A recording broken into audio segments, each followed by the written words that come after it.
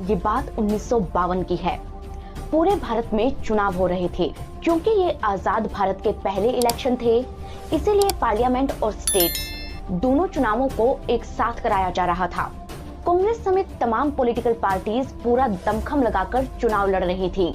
उन दिनों ballot paper से वोटिंग होती थी, इसीलिए रिजल्ट्स आने में भी वक्त लगता था। नतीजों के इंतजार में राजस्थान कांग्रेस के नेता पार्टी ऑफिस में मीटिंग किया करते थे। एक दिन इसी तरह की एक मीटिंग के दौरान एक शख्स वहां आया और बोला, दो खबर है, एक अच्छी एक बुरी। अच्छी खबर यह है कि राजस्थान में कांग्रेस जीत गई है और बुरी खबर यह है कि मुख्यमंत्री दोनों सीटों पर हार गए हैं। यह खबर सुन कांग्रेस कार्यकर्ताओं को पसीना आ गया, क्योंकि हारने वाले ये मुख्यमंत्री थे जय नारायण व्यास, जो बड़े तिकड़मबाजी से दो सीएम की कुर्सी खाली कराकर खुद उस पर बैठे थे। लेकिन इस बार हालात ये हो गए कि व्यास विधानसभा जाने लायक भी नहीं बचे थे। अब आप ये सोच रहे होंगे कि जब 1952 में पहली बार इलेक्शन हुए तो व्यास सीएम कब बने? वहीं जीके की किताबों में तो हीरालाल शास्त्री को राजस्थान का पहला सीएम बताया जाता है, तो हम व्यास का जिक्र क्यों कर रहे हैं? तो दोस्तों, हुआ यूं था कि 1947 में आजादी मिलने के बाद डॉक्टर भीमराव अंबेडकर संविधान बनाने में जुट गए। जब तक संविधान बनता तब तक कांग्रेस ने देश चलाने के लिए हर राज्य में सीएम अपॉइंट किए, जिन्हें उस दौर में प्रधानमंत्री कहा जाता था। संविधान बनने के बाद जब इंडिया पूरी तरह से रिपब्लिकन कंट्री बन गया, तब जाकर देश में चुनाव हुए और लोगों को सरकार चुनने का हक मिला। इन्हीं वोटिंग राइट्स का इस्तेमाल करके जनता ने देश के 5 अलग अलग स्टेट्स में अपनी सरकारें चुनी, जिनके रिजल्ट्स भी आ गए। मिजोरम में सरकार बनाई जोरम पीपल्स मूवमेंट ZPM ने और सीएम बने लाल दुहोमा। तेलंगाना में सरकार बनाई कांग्रेस ने और सीएम बने अनुमुल्ला रेवंत रेड्डी। अब हर किसी को इंतजार था कि राजस्थान और मध्य प्रदेश में क्या होगा, क्योंकि सरकारें तो यहाँ बीजेपी की बननी थी, लेकिन सीएम के नाम को लेकर सस्पेंस खत्म ही नहीं हो रहा था। फिर जब मध्य प्रदेश में 3 बार के सीएम शिवराज सिंह के नाम को किनारे करके मोहन यादव के नाम का ऐलान हुआ, तब राजस्थान वालों को भी लगा कि उनके यहाँ भी फैसला चौंकाने वाला होगा। ऐसा हुआ भी जब बीजेपी ने पहली बार विधायक बने भजनलाल शर्मा को सीएम बना दिया। वसुंधरा राजे और दिया कुमारी जैसे रजवाड़ी चेहरों को किनारे लगाकर आज राजस्थान में एक आम आदमी को मुख्यमंत्री बनाया गया है। लेकिन आज से 76 साल पहले आजादी के वक्त जब राजस्थान में पहली बार मुख्यमंत्री बनाया गया था, तो रजवाड़ों की पसंद का खास ख्याल रखा गया था। हालांकि रजवाड़ों को खुश करने के चक्कर में कांग्रेस में कितनी भयानक उठापटक हुई, इसकी कहानी हैरान कर देने वाली है। कैसे हुआ था आजादी के बाद राजस्थान में मुख्यमंत्री का चुनाव? क्या है राजस्थान के अब तक के 25 मुख्यमंत्रियों की कहानी? इसे जानने के लिए हमें चलना होगा उस दौर में जब आजादी के बाद सरदार पटेल रियासतों को जोड़कर राज्य बनाने में जुटे थे। ये कहानी शुरू होती है 1949 से। देश को आजाद हुए 2 साल हो गए थे और आजादी की लड़ाई लड़ने वाले ज्यादातर फ्रीडम फाइटर्स कांग्रेस ज्वाइन करके राजनीति में उतर आए थे। ऐसे ही 3 फ्रीडम फाइटर्स हीरालाल शास्त्री, माणिक्यलाल वर्मा और जय नारायण व्यास राजस्थान कांग्रेस के दिग्गज नेता बन चुके थे। अपनी अपनी रियासतों को भारत में मिलाने में इनका बड़ा रोल था और इन्हीं रियासतों को जोड़कर 14 जनवरी 1949 तक सरदार पटेल वृहद राजस्थान बना चुके थे। 30 मार्च को इसका ऑफिशियल इनॉग्रेशन होने वाला था, जिसके लिए जयपुर में एक सेरेमनी ऑर्गेनाइज की गई। इसी सेरेमनी में हीरालाल शास्त्री को राजस्थान का पहला प्रधानमंत्री बनाया जाना था। लेकिन ऐन वक्त पर जय नारायण व्यास, माणिक्यलाल वर्मा और टीकाराम पालीवाल ने इस सेरेमनी में आने से इनकार कर दिया, क्योंकि स्टेज पर उनकी कुर्सियां 3rd लाइन में पीछे ही पीछे लगी थी। दोस्तों, आज जिस तरह स्पीच देने, पोस्टर फेस बनने, स्टेज पर सिटिंग को लेकर नेताओं में जो मारामारी होती है, वो उस वक्त पर भी होती थी। उस दिन सेरेमनी में पहली लाइन में राजघराने के लोग और हीरालाल शास्त्री, दूसरे में ऑफिसर्स और सिविल सर्वेंट और तीसरी लाइन में कांग्रेस के बाकी लीडर्स को बैठाया जाना था, जिससे शास्त्री को जूनियर मानने वाले ये नेता नाराज हो गए। लेकिन शास्त्री को सरदार पटेल का सपोर्ट था, इसीलिए उस वक्त कोई कुछ नहीं बोला और हीरालाल शास्त्री राजस्थान के पहले प्रधानमंत्री या कहें कि ऑफिशियल चीफ मिनिस्टर बन जाते हैं। शास्त्री के बारे में कहा जाता है कि वो कांग्रेस लीडर्स के नहीं बल्कि रजवाड़ों की पसंद थे। दरअसल राजस्थान रियासतों से मिलकर बना था और अलग अलग रियासतों का कंट्रोल अलग अलग राजाओं के हाथ में था। शास्त्री जयपुर के महाराजा सवाई मानसिंह और नामी उद्योगपति घनश्याम दास बिड़ला के खास थे। उनके विरोधी तो ये तक कहते हैं कि उन्होंने भारत छोड़ो आंदोलन के वक्त जयपुर रियासत से समझौता कर लिया था। अमेरिकन राइटर रिचर्ड सीसन अपनी किताब Congress party in Rajasthan, political integration and institution building in an Indian state में लिखते हैं कि खुद जयपुर के महाराजा मानसिंह ने सरदार पटेल से कहकर हीरालाल शास्त्री को मुख्यमंत्री बनाया था। हालांकि राजस्थान कांग्रेस के बाकी नेता इससे नाराज थे और शास्त्री के सीएम बनने के 3 महीनों के भीतर ही उन्होंने किशनगढ़ में कांग्रेस कमेटी की मीटिंग बुला ली। इस मीटिंग में स्टेट कांग्रेस चीफ गोकुल भाई भट्ट और सीएम हीरालाल शास्त्री के खिलाफ अविश्वास प्रस्ताव पास करके जयनारायण व्यास को अगला अध्यक्ष चुना गया, लेकिन सरदार पटेल ने इसे मानने से इनकार कर दिया और शास्त्री की कुर्सी बच गई। कहते हैं कि इस इंसल्ट का बदला लेने के लिए शास्त्री ने जयनारायण व्यास पर स्पेशल कोर्ट में करप्शन का केस चला दिया, लेकिन 1950 में संविधान लागू होने की वजह से राजस्थान हाईकोर्ट ने केस को डिसमिस कर दिया। पटेल की वजह से वो जैसे तैसे सीएम बने रहे, लेकिन उनके देहांत के बाद 3 जनवरी 1951 को शास्त्री ने अचानक रिजाइन कर दिया। अब पंडित नेहरू को देश और राजस्थान दोनों अकेले संभालना था। राजस्थान पर अपनी कमांड बनाए रखने के लिए उन्होंने दिल्ली से एक आईएएस ऑफिसर को मुख्यमंत्री बनाकर भेजा। नाम था CS वेंकटाचारी। 6 जनवरी 1951 वेंकटाचारी राजस्थान के दूसरे सीएम बने, लेकिन माणिक्यलाल वर्मा, जयनारायण व्यास और कांग्रेस के बाकी विधायकों ने एकजुट होकर नेहरू से कह दिया कि सीएम तो व्यास को ही बनाना पड़ेगा। नेहरू भी मान गए और 26 अप्रैल 1951 को जयनारायण व्यास राजस्थान के तीसरे मुख्यमंत्री बन गए। अब बारी आई चुनावों की। 1952 में देश भर में इलेक्शन हुए और राजस्थान में भी। व्यास को भरोसा था कि कांग्रेस एक तरफा चुनाव जीतेगी, इसीलिए उन्होंने जोधपुर से पर्चा भर दिया। लेकिन कहानी में ट्विस्ट तब आया जब उनके सामने खुद हनवंत सिंह चुनाव लड़ने आ गए। हनवंत सिंह जोधपुर के महाराजा थे जो एक वक्त पर जोधपुर को पाकिस्तान में मिलाने जा रहे थे। उनके नेहरू और पटेल दोनों से नहीं बनती थी, इसीलिए व्यास भी उन्हें पसंद नहीं थे। 1949 में हनवंत सिंह ने स्वामी कृपात्री महाराज की रामराज्य परिषद पार्टी को ज्वाइन कर लिया, जिसका चुनाव चिन्ह था ऊंट। जब वो इलेक्शन में उतरे तो व्यास समझ गए कि जोधपुर से उनका जीतना मुश्किल है, इसीलिए उन्होंने सेफ सीट जालोर ए से पर्चा भर दिया। लेकिन यहाँ हनवंत सिंह ने उनके सामने जागीरदार माधो सिंह को उतार दिया। पूरे मारवाड़ में महाराजा हनवंत सिंह कांग्रेस के खिलाफ जबरदस्त कैंपेनिंग करते हैं। वो जब भी जनता के बीच जाते कहते, मैं थांसो दूर नहीं, यानी कि मैं आपका अपना हूं और आपके करीब हूं। उनके भाषणों से रैलियों में भीड़ की भीड़ खिंची चली आती थी और इसी भीड़ ने पूरे मारवाड़ में कांग्रेस का सफाया कर दिया। जयनारायण व्यास को दोनों सीटों पर 3-3 हजार वोट ही मिले और वो बुरी तरह हार गए। लेकिन स्टेट में बाकी सीटों पर जीत मिलने की वजह से कांग्रेस ने जैसे तैसे बहुमत का आंकड़ा पार कर ही लिया, यानी कि सरकार तो कांग्रेस की ही बनती। लेकिन सीएम बनने के लिए शास्त्री और वेंकटाचारी से कुर्सी खाली करा चुके व्यास टेंशन में आ गए, लेकिन समर्थक उन्हें ही सीएम बनाने पर अड़ गए।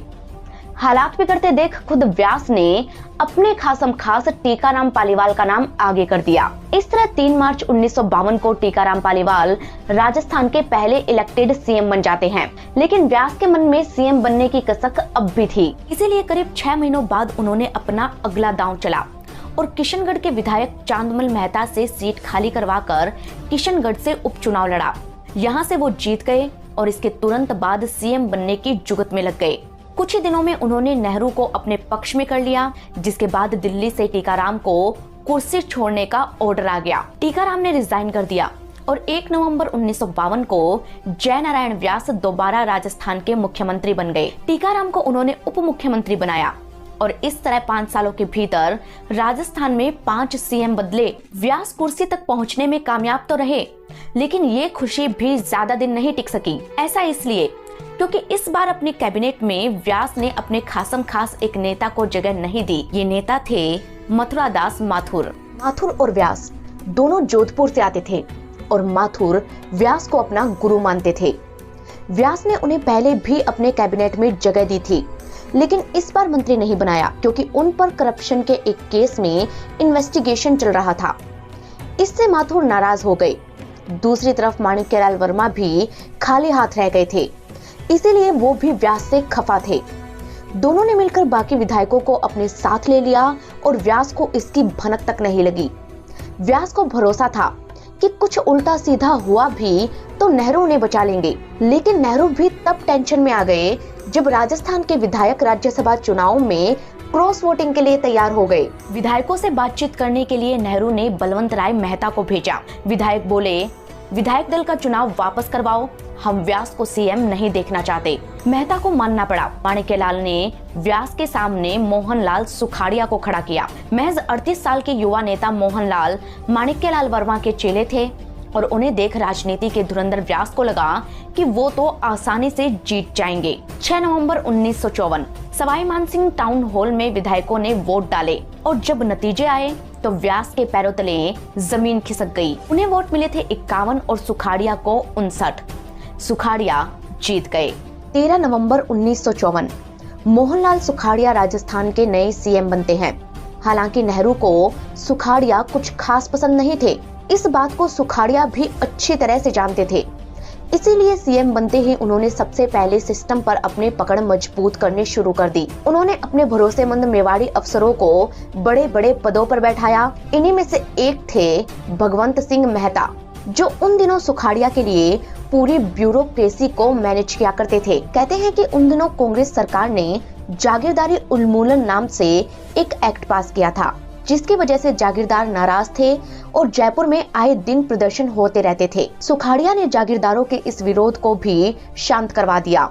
जनता में पकड़ बनाने के लिए उन्होंने सीएम ऑफिस से निकलकर पब्लिक के बीच जाना शुरू किया। वो रोज घर से बड़ा सा टिफिन लेकर निकलते और खेतों की मेड़ पर बैठकर खाना खाते। वो किसानों से मिलते और इसी वजह से वो लोगों के बीच इतने पॉपुलर हो गए कि 1957 के पार्लियामेंट इलेक्शन में उन्होंने कांग्रेस को राजस्थान की 22 में से 18 सीटों पर और असेंबली इलेक्शन में 176 में से 119 सीटों पर जीत दिलवाई। इतनी बड़ी जीत मिलने से नेहरू भी शांत हो गए और सुखाड़िया को फिर से सीएम बना दिया। 11 अप्रैल 1957 सुखाड़िया एक बार फिर राजस्थान के मुख्यमंत्री बने और उनकी इस जीत में सबसे बड़ा योगदान था उनकी पत्नी इंदुबाला का। वो इंदुबाला जिससे शादी के कारण पूरा नाथ द्वारा सुखाड़िया के खिलाफ हो गया था। ये भी एक दिलचस्प कहानी है जिसकी शॉर्ट स्टोरी हम आपको सुनाते हैं। दरअसल जैन परिवार से आने वाले मोहनलाल सुखाड़िया के पिता पुरुषोत्तम दास सुखाड़िया जाने माने क्रिकेटर थे। उन दिनों दामोदर दास तिलकायत नाथ द्वारा के महंत थे। उन्हें भी क्रिकेट में बड़ी दिलचस्पी थी। उन्होंने पुरुषोत्तम सुखाड़िया को नाथ द्वारा बुला लिया। यहीं पर मोहनलाल पैदा हुए। कहते हैं कि जब वो महज 5 साल के थे तब उनके पिता का इंतकाल हो गया। तब महंत जी ने मोहन को अपने बेटे की तरह पाला। इलेक्ट्रिकल इंजीनियरिंग में डिप्लोमा करवाया बॉम्बे के VJIT कॉलेज से। पढ़ाई के दौरान मोहन कांग्रेस के सदस्य बन गए। वापस आए तो उदयपुर में इलेक्ट्रिकल सामानों की दुकान खोल ली। वहीं उनकी मुलाकात इंदुबाला से हुई। आर्य समाजी परिवार से आने वाली इंदु और मोहनलाल में प्यार हो गया। दोनों ने शादी करने का मन बना लिया। मोहनलाल की मां धर्म से जैन और मान्यता से कट्टर वैष्णव थी। छुआछूत में भरोसा इतना कि खुद मोहन की थाली में रोटियां ऊपर से गिराई जाती थी। इंदु और मोहन ने तय किया कि दोनों ब्यावर जाकर आर्य समाजी रीति रिवाजों से शादी करेंगे। 1 जून 1938 को उन्होंने आर्य समाज के एक मंदिर में शादी कर ली। जैसे ही ये खबर नाथ द्वारा पहुंची वैसे ही जबरदस्त बवाल मच गया। महंत जी और पूरे नाथ द्वारा का गुस्सा 7वें आसमान पर पहुंच गया। इतना कि शादी के विरोध में बाजार बंद करा दिए गए। उनकी मां का रो रो कर बुरा हाल हो गया। लेकिन दूसरी तरफ 22 साल की उम्र में इंटरकास्ट मैरिज करने की वजह से मोहनलाल युवाओं के हीरो बन गए। नौजवानों ने उन्हें और इंदुबाला को शादी का जोड़ा पहनाकर एक बग्घी में बैठाया और मोहन भैया जिंदाबाद के नारे लगाते हुए पूरे नाथ द्वारा में जुलूस निकाला। खुद सुखाड़िया लिखते हैं कि उन लोगों का उत्साह देखकर मुझे जीवन में आगे बढ़ने की प्रेरणा मिली। अपने इर्द गिर्द युवाओं की भीड़ देखकर मैंने फिर कभी पीछे मुड़कर नहीं देखा। इंदुबाला ने उन्हें पॉलिटिकल लाइफ में भी काफी सपोर्ट किया और जब जब वो इलेक्शन में खड़े होते तब तब इंदुबाला घर घर जाकर उनके लिए वोट मांगती थी। शादी में सफल होने के बाद सुखाड़िया पॉलिटिकल लाइफ में भी सफल होना चाहते थे, इसीलिए जब वो दूसरी बार सीएम बने तब उन्होंने भोगीलाल पांड्या को छोड़कर बाकी सारे बुजुर्गों को कैबिनेट से बाहर कर दिया, लेकिन नाराज किसी को नहीं किया। हालात ये थे कि विपक्ष में भी उनके दोस्त हुआ करते थे। पुराने पत्रकार बताते हैं कि आज जिस तरह अशोक गहलोत और वसुंधरा राजे को एक दूसरे का मददगार बताया जाता है, उसी तरह से मोहनलाल सुखाड़िया और भैरव सिंह शेखावत की दोस्ती के भी चर्चे हुआ करते थे। कहते हैं कि अगर पार्टी में सुखाड़िया का कोई भी मंत्री उनके खिलाफ जाने की कोशिश करता तो भैरव सिंह और उनके विधायक उसे विधानसभा में घेर लेते। वो एक फाइल दिखाकर कहते कि इसमें मंत्री जी के खिलाफ सेंसिटिव इंफॉर्मेशन है और ये फाइलें खुद सुखाड़िया लीक करवाते थे। इस तरह पार्टी के विधायकों और मंत्रियों पर सुखाड़िया ने इतनी मजबूत पकड़ बना ली थी कि 12 मार्च 1962 को तीसरी बार और 26 अप्रैल 1967 को चौथी बार जब वो राजस्थान के सीएम बने तो कोई कुछ नहीं बोला। हालांकि 1967 के ये इलेक्शन सुखाड़िया के लिए आसान नहीं थे, क्योंकि उस वक्त कांग्रेस को 184 में से सिर्फ 89 सीटें ही मिल पाई थी और सरकार बनाने के लिए 4 विधायक अब भी कम थे। किसी भी पार्टी को बहुमत नहीं मिलने की वजह से राजस्थान में प्रेसिडेंट रूल तक लगाना पड़ा था।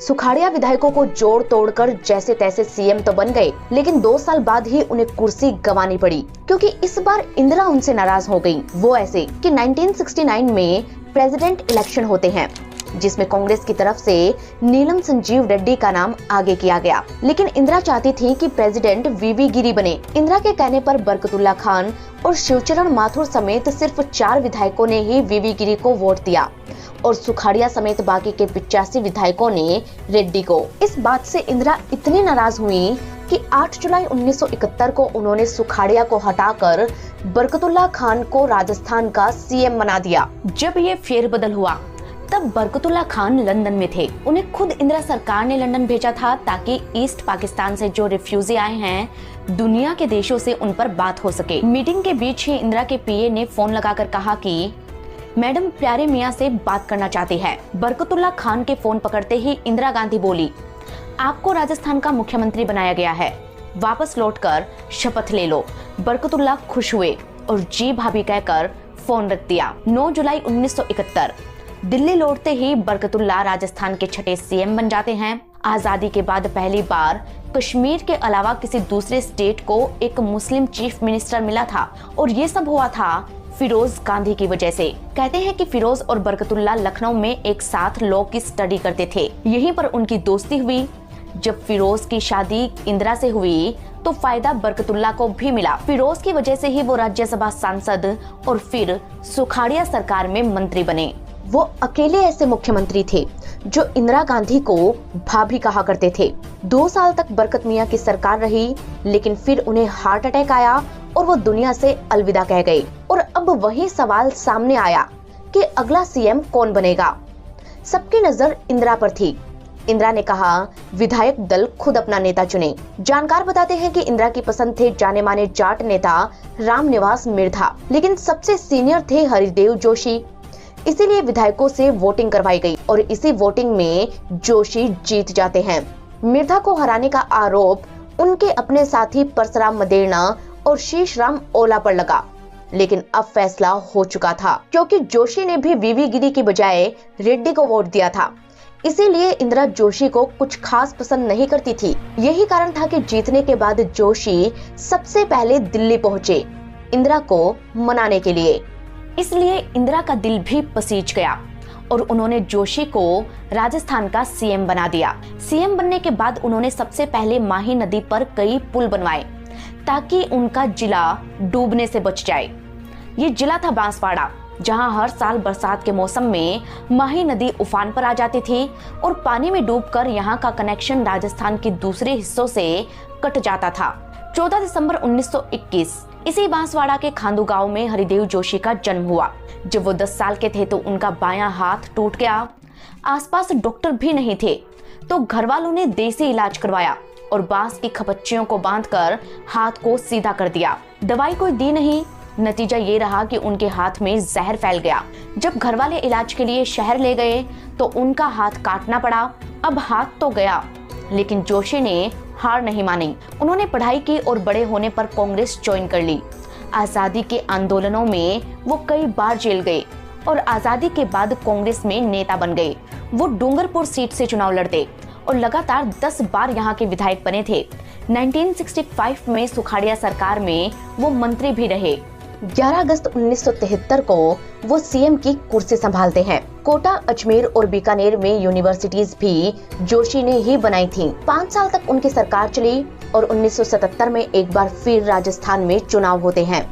लेकिन इन चुनावों से 2 साल पहले 1975 में इमरजेंसी लगाकर इंदिरा सरकार ने जो सितम किए थे, जनता उन्हें भूली नहीं थी। इसीलिए इस बार के इलेक्शन में सेंटर समेत राजस्थान में भी कांग्रेस बुरी तरह हारी। पार्टी को 200 में से सिर्फ 48 सीटें मिली। वही जनता पार्टी सबसे बड़ा बहुमत लेकर सरकार में आई। जनता पार्टी की तरफ से भी सीएम पद के 2 दावेदार थे। पहले थे सीकर के भैरव सिंह शेखावत और दूसरे भरतपुर के मास्टर आदित्येंद्र। आदित्येंद्र बुजुर्ग थे, वो चुनाव जीत कर आए थे। वही भैरव सिंह महज राज्यसभा सांसद थे।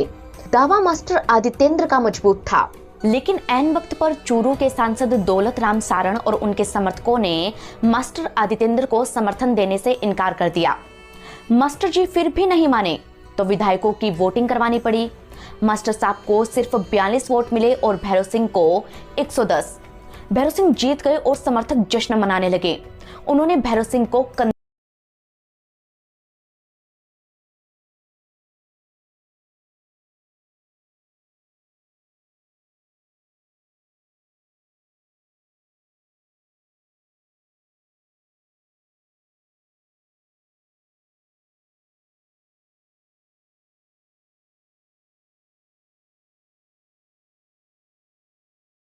पहले पुलिस में थे, लेकिन एक झगड़े की वजह से उन्हें पुलिस की नौकरी छोड़नी पड़ी और वो खेती में लग गए। कहा जाता है कि उन्होंने वसुंधरा राजे और जसवंत सिंह जसोल जैसे कई नेताओं की किस्मत चमकाई थी, लेकिन उनकी किस्मत चमकी उनकी पत्नी के दिए हुए 10 रुपए के नोट से। वो नोट जिससे उन्होंने पर्चा भरा और चुनाव 3 साल तक वो सीएम रहे, लेकिन फिर सियासी उठापटक में जनता पार्टी की सरकार जाती रही। 1980 में एक बार फिर चुनाव हुए और कांग्रेस ने कमबैक किया। तब पार्टी के कई सीनियर लीडर सीएम बनने की फिराक में थे, लेकिन बन गए जगन्नाथ पहाड़िया, राजस्थान के पहले दलित सीएम। पहाड़िया के बारे में कहा जाता है कि वो महज 25 साल के थे जब मास्टर आदित्येंद्र उन्हें दिल्ली ले गए और नेहरू से मिलवाया। नेहरू ने उनसे पूछा कि देश कैसा चल रहा है। तब पहाड़िया बोले कि बाकी सब तो ठीक है, लेकिन देश में दलितों को रिप्रेजेंटेशन ठीक से नहीं मिल रहा। इस पर नेहरू बोले, तुम क्यों नहीं चुनाव लड़कर रिप्रेजेंटेशन करते? पहाड़िया बोले, आप टिकट दीजिए, मैं चुनाव लड़ूंगा। नेहरू ने उन्हें सवाई माधोपुर से टिकट दे दिया, जहां से पहाड़िया ने चुनाव लड़ा और जीत गए। सिर्फ 25 साल की उम्र में वो सबसे युवा सांसद बनकर संसद में पहुंचे। उस वक्त एक सीट से 2 सांसद चुने जा सकते थे। सवाई माधोपुर से हीरालाल शास्त्री और जगन्नाथ पहाड़िया दोनों चुने गए थे। इसके बाद पहाड़िया लगातार राजनीति में आगे बढ़ते रहे।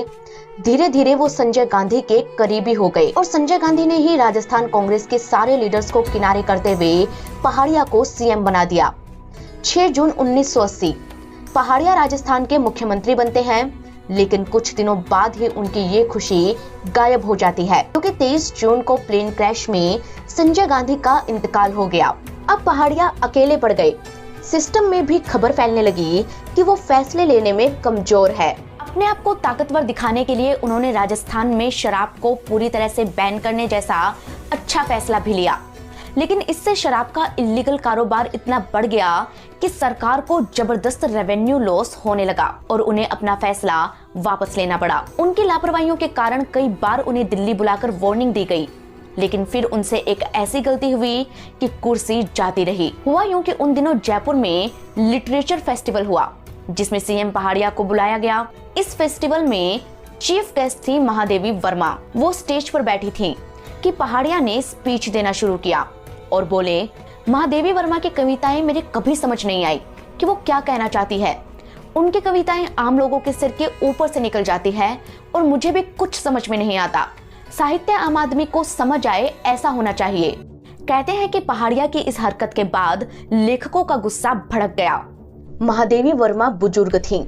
वो इलाहाबाद से आती थी और इंदिरा गांधी उन्हें बुआ कहकर बुलाती थीं। जब इंदिरा को ये बात पता चली तो वो इतनी खफा हुई कि उन्होंने पहाड़िया से इस्तीफा मांग लिया और सिर्फ 13 महीनों के भीतर ही उन्हें रिजाइन करना पड़ा। हालांकि जानकार बताते हैं कि उनसे कुर्सी छीने जाने की तैयारी पहले ही हो चुकी थी। इसके पीछे की कहानी शुरू हुई 11 जुलाई 1981 को। दिल्ली के राजस्थान हाउस में फोन की घंटी बजी। फोन उठाया तो आवाज आई, माथुर से बात करनी है। शिवचरण माथुर फोन पर आए तो उनसे कहा गया कि पृथ्वीराज रोड की दूसरी रेड लाइट पर रुककर इंतजार करना, एक जरूरी मैसेज है। माथुर गए तो इंदिरा गांधी के फिजिशियन केपी सिंह वहां पहुंचे और बोले, 3 दिन बाद आपको सीएम बनाया जाना है।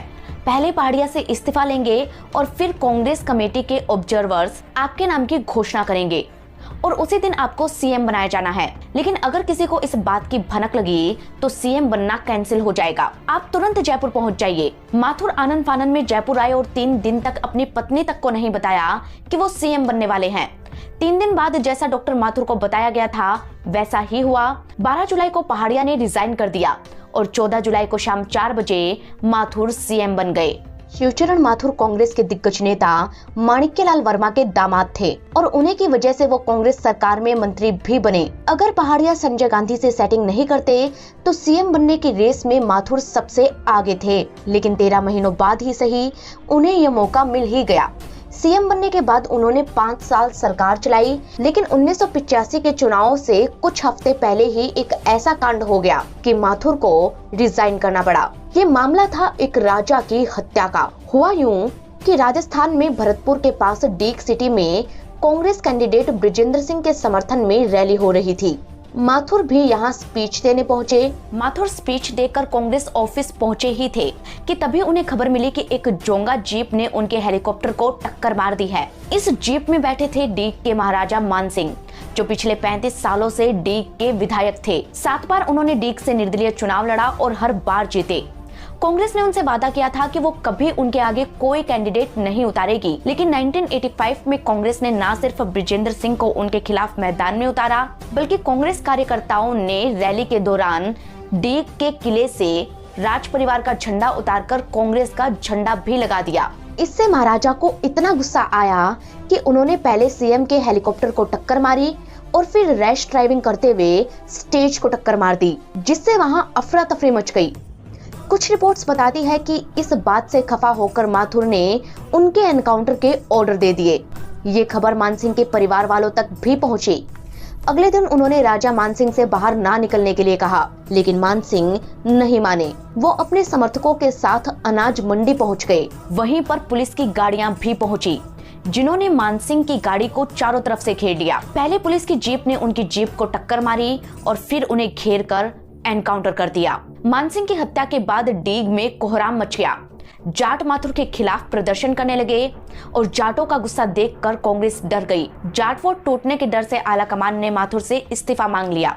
लेकिन चुनाव में महज 2 हफ्ते रह गए थे। ऐसे में सीएम किसे बनाया जाए? तब कांग्रेस के सीनियर लीडर और कुंभलगढ़ से विधायक हीरालाल देवपुरा को फोन लगाया गया। वो उस वक्त कुंभलगढ़ में प्रचार कर रहे थे। उनसे कहा गया कि जयपुर आइए, सीएम बनना है। देवपुरा जयपुर आए और शपथ ली।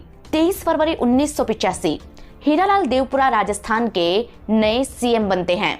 देवपुरा के बारे में कहा जाता है कि उनका सीधा संबंध महाराणा प्रताप से था। दरअसल महाराणा प्रताप के पिता उदय सिंह को बनवीर से बचाकर पन्नाधाय ने केलवाड़ा के आशा शाह देवपुरा के घर छिपाया था। आशा शाह देवपुरा हीरालाल देवपुरा के ही पूर्वज थे। 12 अक्टूबर 1925 को केलवाड़ा में उनका जन्म हुआ, जो अब राजसमंद जिले में पड़ता है। युवावस्था में वो मेवाड़ प्रजामंडल से जुड़े और आजादी के बाद कांग्रेस से। उन्होंने उदयपुर से राजनीति की शुरुआत की। जोशी और सुखाड़िया के मंत्रिमंडल में वो मंत्री भी रहे, लेकिन इतना सीनियर होने के बावजूद उन्हें सिर्फ 17 दिन का सीएम ही बनाया गया, क्योंकि जब इलेक्शन के रिजल्ट्स आए तो राजस्थान में कांग्रेस जीत गई और राजीव गांधी ने एक बार फिर से हरिदेव जोशी को मुख्यमंत्री बना दिया। लेकिन कुछ महीनों बाद फिर सियासी उठापटक हुई और भैरव सिंह को दोबारा कुर्सी मिली। 1998 तक सत्ता संभालने के बाद भैरव सिंह उपराष्ट्रपति बनकर दिल्ली चले जाते हैं। वसुंधरा राजे को वो राजनीति में कैसे लाए और अशोक गहलोत सीएम कैसे बने, इसकी कहानी हम आपको पहले ही बता चुके हैं। 1998 के बाद से अगले 25 सालों तक मुख्यमंत्री की कुर्सी पर कभी वसुंधरा राजे बैठी तो कभी अशोक गहलोत। 2023 में भी ऐसा ही हुआ और कांग्रेस को सत्ता से बेदखल कर बीजेपी ने चुनाव में जीत हासिल की। तब लग रहा था कि वसुंधरा राजे को ही मुख्यमंत्री बनाया जाएगा, लेकिन 16वीं विधानसभा का ये चुनाव खास हो गया जब सीएम के नाम का ऐलान हुआ। सांगानेर से पहली बार विधायक बने भजनलाल शर्मा राजस्थान के सीएम बनने वाले 14वें शख्स होंगे। राजस्थान में अब तक 25 मुख्यमंत्री रहे हैं और मोहनलाल सुखाड़िया ही इकलौते ऐसे सीएम हैं जो इस कुर्सी पर लगातार 17 सालों तक बने रहे। लेकिन अब वक्त बदल चुका है। भजनलाल शर्मा प्रदेश के 26वें सीएम बनेंगे। वासुदेव देवनानी स्पीकर, दिया कुमारी और प्रेम बैरवा उप मुख्यमंत्री बनेंगे। भजनलाल शर्मा के बारे में बताया जा रहा है कि वो मूल रूप से भरतपुर से आते हैं। जयपुर के जवाहर सर्किल पर उनका घर है। उनके पिता का नाम है कृष्ण स्वरूप शर्मा और उनकी उम्र है 56 साल। राजस्थान यूनिवर्सिटी जयपुर से उन्होंने पॉलिटिकल साइंस में मास्टर्स की थी और ये उनका पहला इलेक्शन था जिसमें सांगानेर से कांग्रेस के पुष्पेंद्र भारद्वाज को हराकर वो असेंबली पहुंचे थे। लेकिन पहली बार विधायक बनते ही मुख्यमंत्री बनने का राजयोग उनकी किस्मत में होगा, ये किसी ने नहीं सोचा था।